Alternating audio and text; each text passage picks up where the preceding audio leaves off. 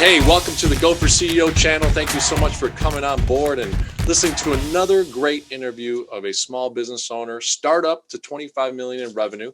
We bring on the CEOs, the founders, the entrepreneurs, and also intrapreneurs, people working inside of a company that really take that CEO mindset to be driven by mindset. I've got a special guest, Mr. Yoeli Margolis. He, contacted me through, the Instagram. I saw one of his posts and basically a media post, and I said to myself, "Wow, what a great business that he could reach me through Instagram." Probably the phone heard me or something, but I saw the advertisement. I set up an appointment. I talked to this young guy, and man, what a stud! He's doing some great things in the podcast world and a different type of business today. So stay tuned and listen up, very closely, because there's some magic that's going to happen today. So, Mr. Yoeli Margolis, how are you, bud? Thank you so much. It's a pleasure to be here. Awesome. Well, thank you for coming on board. I know that we just met about a week or so ago, and we had a great conversation. It turned out that you were excited to come on board, and I'm excited to have you because you're just a different type of business out there, an entrepreneur that's making things happen.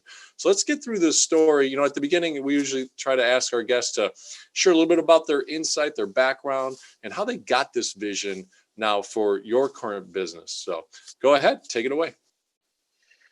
Yeah, again, as I said, thank you so much for having me on the show. It's a real pleasure. So I grew up in Milwaukee, Wisconsin, and if I understand correctly, that's not very far from where you are, and definitely spent a lot of time in Illinois. A lot of friends in Chicago, and but yeah, I grew up in Milwaukee, Wisconsin. I grew up in kind of a really small community that was within the larger city of Milwaukee. So I am from the city of Milwaukee, not the suburbs. But I grew up in a community of just about 150 families that's based around our synagogue. So I grew up with a very kind of, really close knit and kind of, just very, very loving and great community of people of different families that I, grew up with, had really meaningful relationships with. And so when I was about 5 years old, I went on an international trip, actually. And on the way back, I got really, really sick on the plane ride home. When I got back to the States and I got home, I came back with this terrible stomach ache, which basically lasted for about 2 years almost. And we couldn't really figure out what was going on. We went to, doctor after doctor, and turns out that after many years of really kind of just really tough time, it turned out that I had a parasite that was really affecting my digestive and immune system. And ultimately what that meant for me is that as a kid, obviously growing up in such a close community, and I had all these friends as, in kindergarten and when I was a little older as well. But by the time a few years had passed, I was almost bedridden. I was really stuck to staying inside. I couldn't really leave the couch very often. And thank God I am, completely healed at this point, and I'm doing much, much better. But for a long time, I really, I wasn't able to go out very much. I wasn't able to play sports and kind of interact in the normal ways that kids would sort of generally play and hang out. And I really became much more focused time-wise on, reading and focusing on trying to find things that I could do myself and that wouldn't require, other people. And so eventually, when I was already in elementary school, the real passion that I found was in filmmaking, and I started producing these little short films, I suppose, where with some of the kids on the block, and my dad a lot of times would act or help me out with them. and really fell in love with the art of just kind of storytelling and creating visual stories. And then at some point I wanted to buy all this equipment, and I wanted to make all these cool films, and I was already dreaming of like hiring actors and things like that. And then I realized that I kind of needed a way to pay for all this stuff. So I figured that after spending all this time researching how to do things with video and filmmaking and things like that, there had got to be a way that I could just make a little money doing that. And so I started a little video production company, where I started doing promotional videos in and around the community and the neighborhood, and kind of the greater Milwaukee city in general. And obviously it was at the skill of a preteen, so definitely charged not nearly as much as anyone would come from a big studio or anything. But I was able to really make some good money for my age at that point. And I grew that into to a point where I started, as I got older, obviously I started doing kind of bigger and bigger projects video wise. And I started reaching out through social media and working with some YouTubers and people that were putting out content online, which led me to a guy who is now a good friend of mine, Casey Adams, who has quite a significant following on social media. And he had a podcast. So I was out a couple years ago in Arizona, where he lives, and we were just talking, and he mentioned that he had this podcast, which I had listened to, so I knew a little bit about. And he was kind of looking for someone to help him with some of the audio stuff and audio editing and engineering and things like that. And I had a little experience with that from my background, and also I've always been interested in music and music production to a certain extent. So I said, hey, I think I could help you with this. Again, totally just kind of guessing that I could help him. I didn't really know, but I sort of figured I'd be able to figure it out at some point. And he said, oh, okay, cool. So he started sending me some audio, and I started learning through that, how to do this. And eventually I sort of realized that, this was something that I didn't see a lot of people doing. And I was in the video space where, it has become really kind of mainstream how to operate, video editing software. And it seemed like everyone and a friend that they have knows how to edit video. Whereas when it came to audio, it still felt like it was young enough, and podcasting specifically was a medium that was young enough that there weren't really as many people out there or easily accessible that were specialized in that. So I figured that there was definitely room within the industry to transition my company from a mainly video to a mainly audio, and then a little video based as well. So I would say that is sort of my background and what led me to start and really kind of transition this company. Wow. So the seeds of greatness were kind of planted, pre-teens that you talked about. You got a little bit of that entrepreneurial spirit going out there and marketing yourself and getting a chance to, in your own community, do some of this video side of things. We kind of warp speed right through your teens, right? Get into a situation where you meet this gentleman, Casey, and it looks like you guys built a relationship, and he kind of, I guess, shared an idea, and you went with the idea and said, hey, let's run right through it. So what was kind of that beginning part? It sounds like you kind of were helping him, but what actually made you formulate that business sense? Like, okay, hey, I'm going to make this a real company. Were you also still going to school? How did you build it part-time? How did you ramp up? Yeah, so I did skip over my teens, I would say, a little bit. I'm now about to turn 19, so I guess I'm still technically a teenager. Okay. But yeah, when I was in high school, it was a bit of a similar thing. I definitely had more friends. I went to high school far away from where I grew up. I went to a private school out in Silver Spring, Maryland, so right Oh, outside of Washington, D.C. And being away from my family and being that far from home, even though I did have friends there, and I did have some things going on there. It was a little tough, and I definitely had a lot of time that I could kind of reinvest, and I felt that I had enough time, even though I was in an intense private school. I really did feel like I had time to build an actual business that would really kind of set me up for better success, I guess, in the future. um, and so I guess it sort of all happened.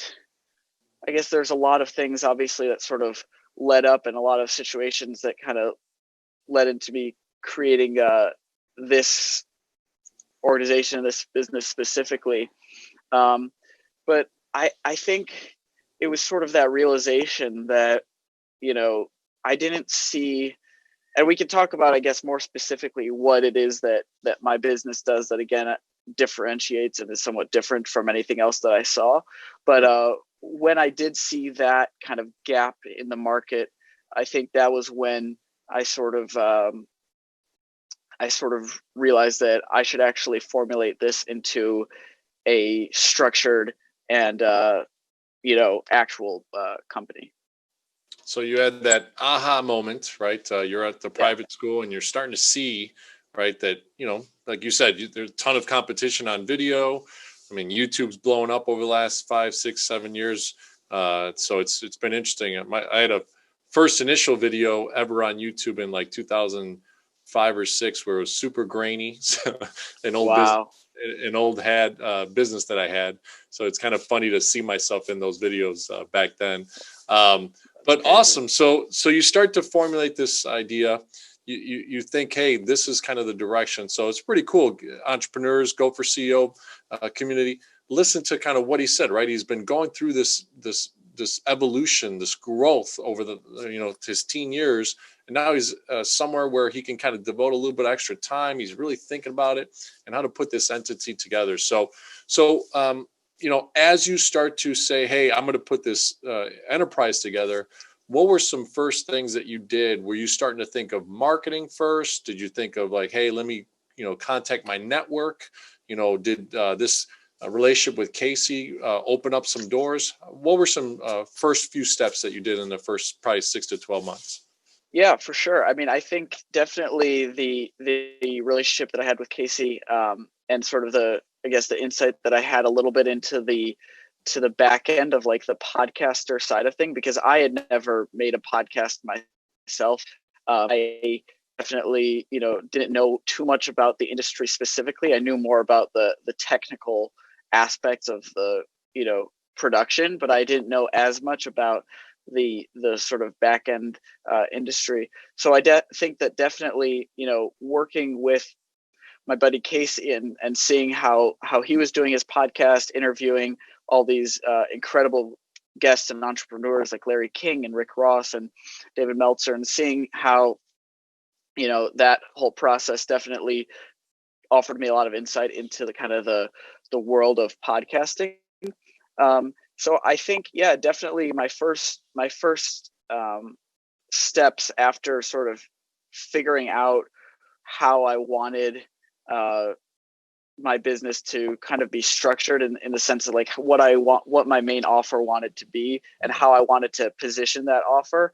I think that was definitely my first step, was just trying to um, again figure out specifically like how I could position myself um, to be to stand out and offer something that is different and not explicitly kind of generic. And again, I know we haven't spoken so much about exactly what that is, but I can definitely explain that how we are different and how we do stand out.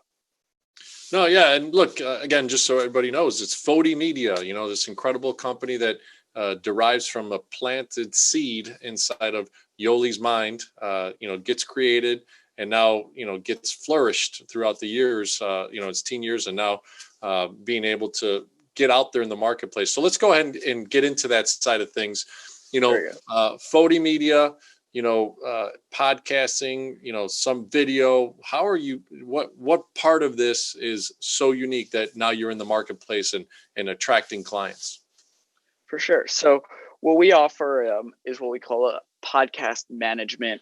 We are a podcast management agency, and essentially our basic pitch, our basic line is that we are offering a virtual podcasting crew that'll handle every aspect of post-production. So the big podcasters, obviously, the Joe Rogans or Gary V's of the world.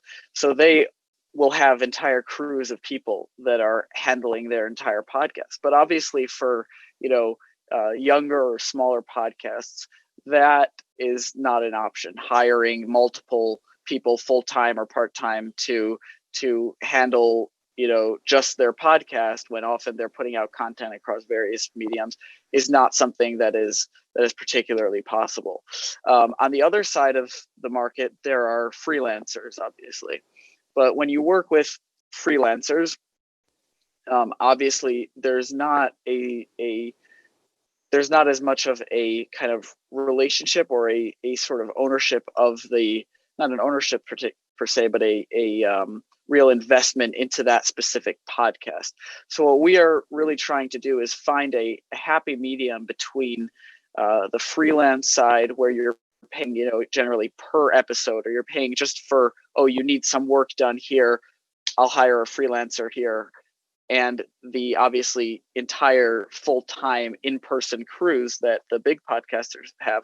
We're trying to create an affordable option to where you can have a team of people that are actively invested in the entire process of production on your podcast, and really have a relationship not just with you but also with your podcast. They know exactly how it's structured, so that every time you have a new podcast episode to come out, quickly and efficiently they can just get that podcast edited, get it distributed, get all the promotional and video material that you need done, created and sent back to you. And it all can happen very quickly because it's set out beforehand and it's sort of similar every single time.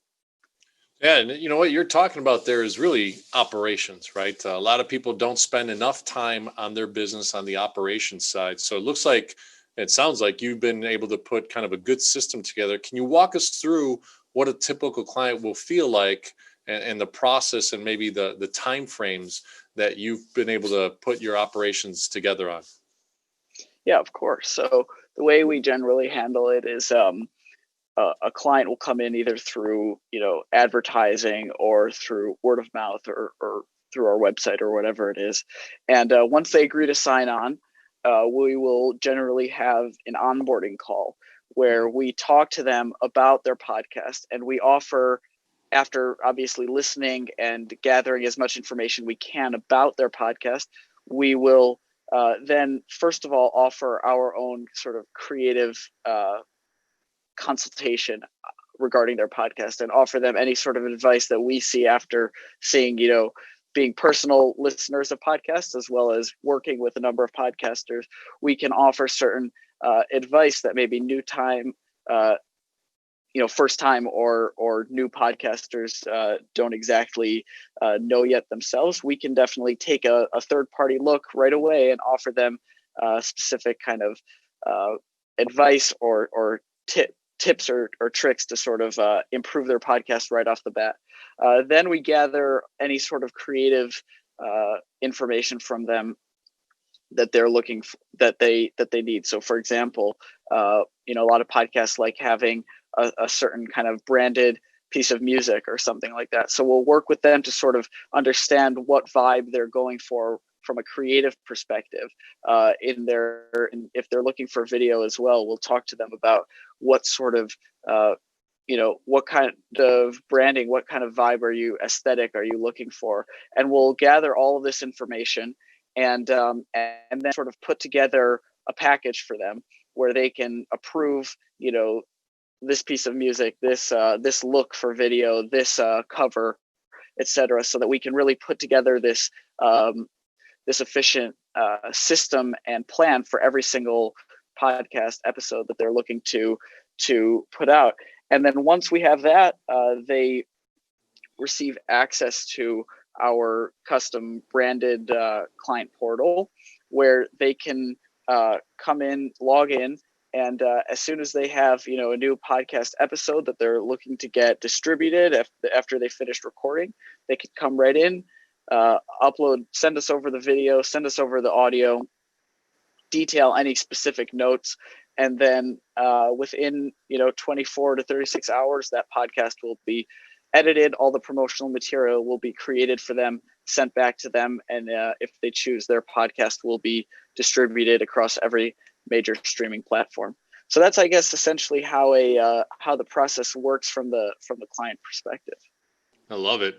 You really detailed every piece of it, and a client can feel like you're super engaged on their process, right? Creating the content is our job, right, on our side, those creating it, and then having a team with you guys behind it and just kind of orchestrating all the things. I know it takes a bit of time to kind of put some things out, and I'm nowhere near that level of efficiency. So it's exciting to hear. So, one of the ways that you got me is through Instagram. I saw one of the scrolling advertisements sponsored. So I'm assuming you use IG, you use Facebook, some other platforms. I'm assuming Google.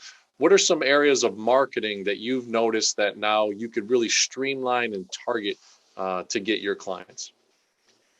Yeah. So if you haven't sort of picked up from explaining the operations, I would say my biggest enjoyment factor definitely comes from sort of streamlining and creating efficient processes. I love that aspect of building a company and entrepreneurship in general. So I was kind of looking to do the same thing with lead gen and marketing, because a lot of obviously our business was coming through personal relationships or referrals, and I really did feel like I wanted to just systematize every aspect of my business. I felt like I had the operation side. Once we have a client, I had that operation and that system really down very, very good. But I wanted to very well. But I wanted to also figure out how I could systematize and grow and scale the client intake aspect as well, and the marketing aspect as well. And so I started talking to a few friends of mine that are working in the digital marketing space, and I sort of got a good idea of of the system. I took inspiration from actually a lot of marketing agencies that have a lead gen system set up with running Facebook and Instagram ads for their agency, targeting prospective leads and clients, and then bringing them to a page that's essentially acts as a funnel, has them book a sales call, and then can sell them and bring them in as a client. So I started exploring how that could work for my own business, and when I felt that it would be a good way to scale the marketing and lead gen kind of aspect of the company, I started running some Facebook ads and Instagram ads primarily, and built out that landing page and website, and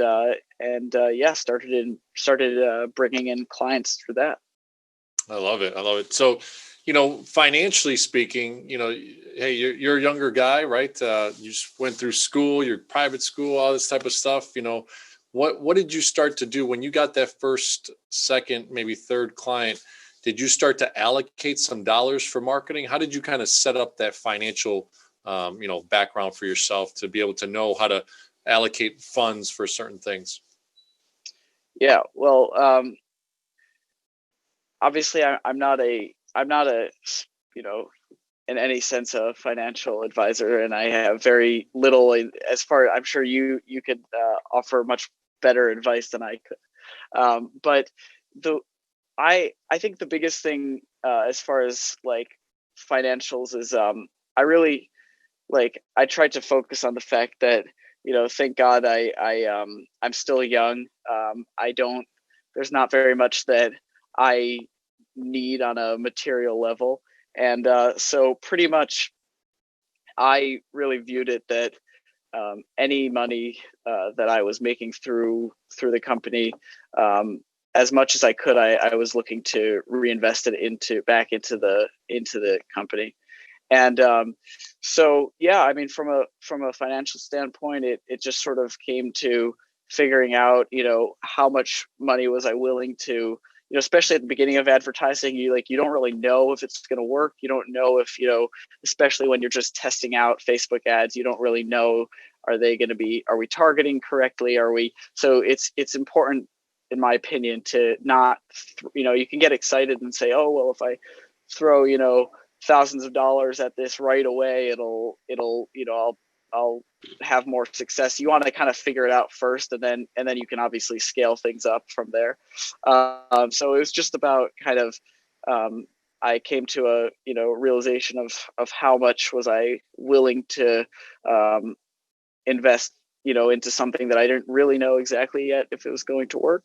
And then thank God it has been working, and so we've been able to focus on investing some more back into that. And do you then set up your clients maybe on a monthly schedule where they have a certain payment structure, subscription? Is it a contract? How did you set up that infrastructure? Yeah, so I guess looking back, that's probably something I should have mentioned before, because that is also somewhat of an original approach that we took. So I again, as I said before, my biggest the biggest thing that I like is I like efficiency, and I like streamlining.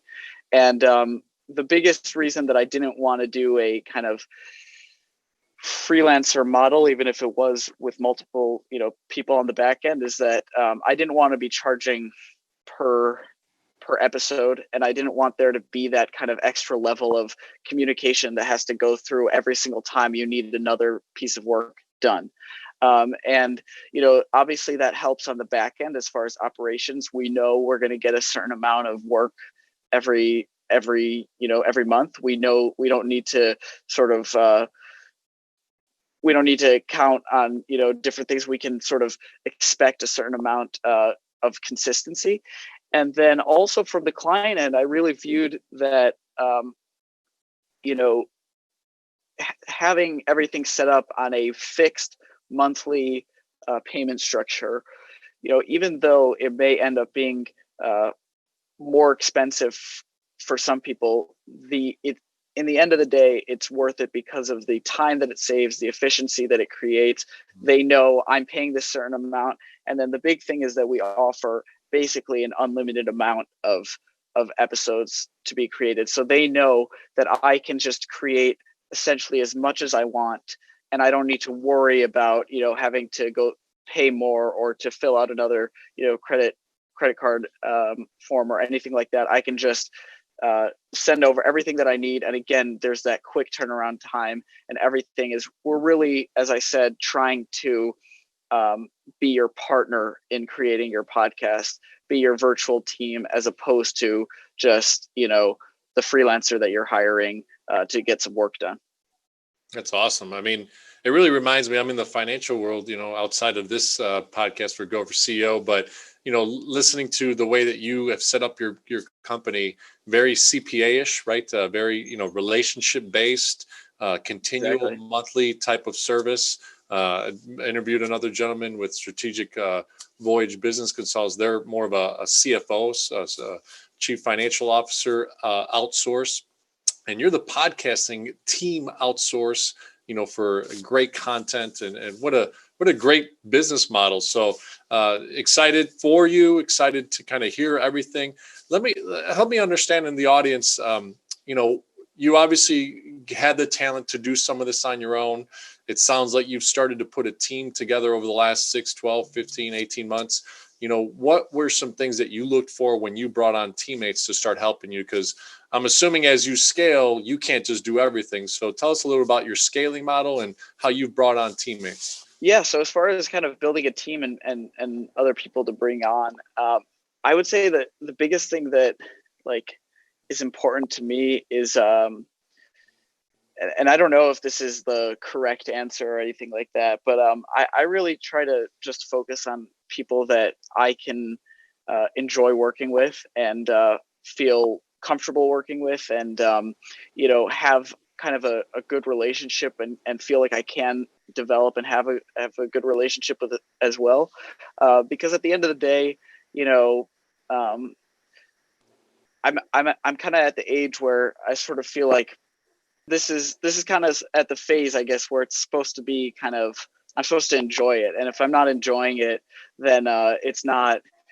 really worth it. So as far as bringing people on and who I choose to work with, it definitely does come down to if they're positive people, willing to sort of learn new things, but also just kind of be open to having a good relationship and a good working environment. Definitely, I think is the most important thing that I look for.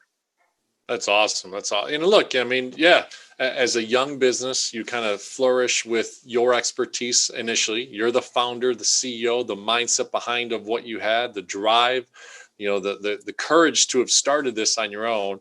And then, as you get more clients, you just said it, right? You're picking out the right types of people. I'm sure you're giving them maybe projects and things and seeing what their quality they give back to you, and which obviously reflects on Fodi Media and your perception and the value added that you give out there. So, well, Yoeli, I really appreciate you coming on. I know you made a quick decision with me over the phone, and we really connected. I felt that vibe too as well. Excited to look forward to seeing how we could work together as well. One of the things that we do at Go for CEO is kind of end the interview with CEO, right? So for a business perspective, the client experience is C. The E is for employee engagement, and the O is for operational excellence. So tell us a little bit about the value proposition that you bring to the table with Fodi Media on client experience. Sure. Yeah. So I think definitely, as I mentioned before, I think the main thing that we really bring to the table, or one of the main things, is definitely just we like being very as efficient as possible and as kind of simple and streamlined as possible, so that obviously we're working with people, everyone that we work with. I don't think we have a single person that podcasting is their full-time gig. So we're working with people that are generally busy people themselves, many of them entrepreneurs, many people that are don't have very much time to necessarily focus on that, and that's oftentimes why they come to work with us. And so we understand that, and we really pride ourselves in being very accessible, very open. You don't have to wait a long time to get your question answered, or to get a piece of work finished. And just being able to fit to create really good quality work, while also fitting into our client's schedule, and fitting into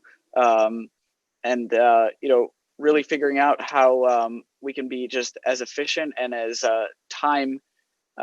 save as much time for our clients as well, so that they don't need to be wasting too much of their time on us or on this, and we can basically handle everything for them. I love it, man. The efficiency part is such a big value proposition nowadays. I've got 3 kids of my own. I run some other things that I do. So, certainly, although this is a passion, it seems like your service is such a great niche for those of us trying to build this part of it as well. So, we touched on employee engagement at the end here. and talking about the people that you like to work with. Are most people independent contractors, or did you W-2 them? But what is the engagement that you bring to the table? So do you do special things with them? Do maybe go out to dinners? Or what are some things that you keep your employees or the guys and gals that you work with engaged to be a part of Fodi Media? Yeah. So as of now, we're all working virtually, and we don't have any, in-person offices, and we aren't even all on the same side of the globe. So, and we're, obviously we're still a young company, so a lot of that company culture is yet to kind of fully develop, I suppose. I think one of the important things for me is that most of the work that I am now, giving over to other people to do is a lot of stuff that I have done or know how to do myself. And as a result of that, I can sort of empathize with someone if they're struggling with something, or if they, are trying to figure something out.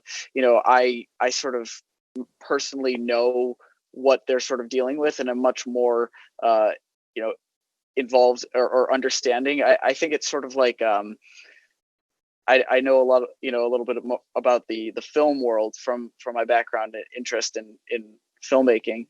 And, the director on a movie set sort of has to understand every single role that is happening, from the, obviously the working very closely with the cinematographer and the producer, but also down to the gaffer and the PA. They sort of have to understand a little bit more about what every single person's experience is like. And that's why oftentimes you see directors really flourish when they come from, different worlds, and then they can sort of now embody this role as a director by understanding the struggles and understanding the the different roles that every single person on the set has to play. So I think definitely, being that I have a background in video, I have a background in audio a little bit, and I've done a lot of this stuff myself, allows me to, when I am working with other talent and other people, I can sort of empathize and relate and give them specific, instructions and advice based on my own experiences. That's a great stuff. You actually gave me a little nugget there.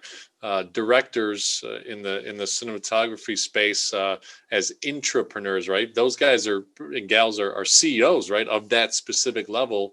They're really orchestrating a great team. So last one, and I know that you went pretty in depth into it, so I appreciate it, but maybe a 30-second recap on the operational excellence that Fodi Media has. Yeah, so I think definitely it works both ways by positioning ourselves as as this sort of partner, as I mentioned, in your podcast production. It allows for, as I said, efficiency, both from the client perspective, but also on the other hand, from our operational perspective, where, once we sort of have a guidebook for each podcast, and we sort of have an understanding of each podcast, exactly what needs to go into it, scaling is really not particularly difficult, because it's not like we need to relearn about a specific person or relearn about a specific piece of work every single time we get it. We have a system, and we're partnering with people throughout their, podcasting journey. So we really have that sort of consistency and have the ability to have these quick turnaround times, and really have this kind of stellar efficiency within our operations by creating that consistency, and by having this sort of guidebook that we can go back to every single time we have a podcast. Oh, we see this person just sent in a new podcast. We know exactly how this needs to get done, what work needs to go into that. So again, quickly, we don't need to spend a lot of time relearning or re-remembering the specifics of this of that specific client. That's huge, and it makes you efficient, makes the client efficient, makes everything feel so much better. So, wow, Yoeli, you're on a great voyage. It certainly is something that we're excited. One thing at the Go for CEO community is, in about 6 to 12 months, we'd love to re-engage with you. We just had our first interview of Gopher CEO come back. We're going to be dropping that video soon here. And by the way, smash that like button, subscribe to this channel. Take a chance to learn from guys like Yoeli, right? Fodi Media, just this concept in his brain. It had it in his heart, and he starts flourishing it out there. And it's about becoming a CEO of, driven by mindset. You're the founder, you're the entrepreneur, you're this mixed up person of just energy that goes after it and makes things, get done. So, Yoeli, thank you so much for coming on with the Gopher CEO community. Anything last words, coming from such an entrepreneur spirit that you have, anything that you want to share with the audience? Yeah, I mean, I don't know exactly the age group or the specific demographics of your audience, but if there are specifically, any young people out there, I would just say that I think the important thing for like everyone to remember is that just do you, and if something works for me or something works for John, that's great. But I think definitely as far as it's easy with these mediums on the internet and being exposed to kind of people from all different backgrounds. It's really important to kind of remember who you are and remember what your strengths are, and not necessarily think that just because something works for someone else and someone enjoys something else, that you have to enjoy that and that'll work for you. So I think my biggest thing would be, obviously, hopefully you can take something from this. Hopefully, you can take something obviously from everything that John says and that and the people that he has on his show. But always, remember that it's it's you who you have to examine most and understand, where your strengths are and how you can make a difference and an impact. Man, I wish this is one of those moments. I wish I have a special effect. It was like, boom, right? What a great insight coming from a young entrepreneurial mind and everything you just shared there. And thank you so much for coming on board with the Gopher CEO community. Again, we'll see you in about 6 to 12 months to kind of find out where Fodi Media is at that 2021. It's going to be an adventure. Let's let go of 2020 and all the craziness and go into 2021. So again, smash that like button, become a subscriber, leave a comment for Yoeli. I'm sure he'll entertain having an opportunity to talk to you. And if you're interested in his services, reach out to him in the description below. There'll be all the information to reach out to him. So thank you so much, Yoeli, for all your time and wisdom already with what you're doing in your industry. Yeah, thank you so much for having me on.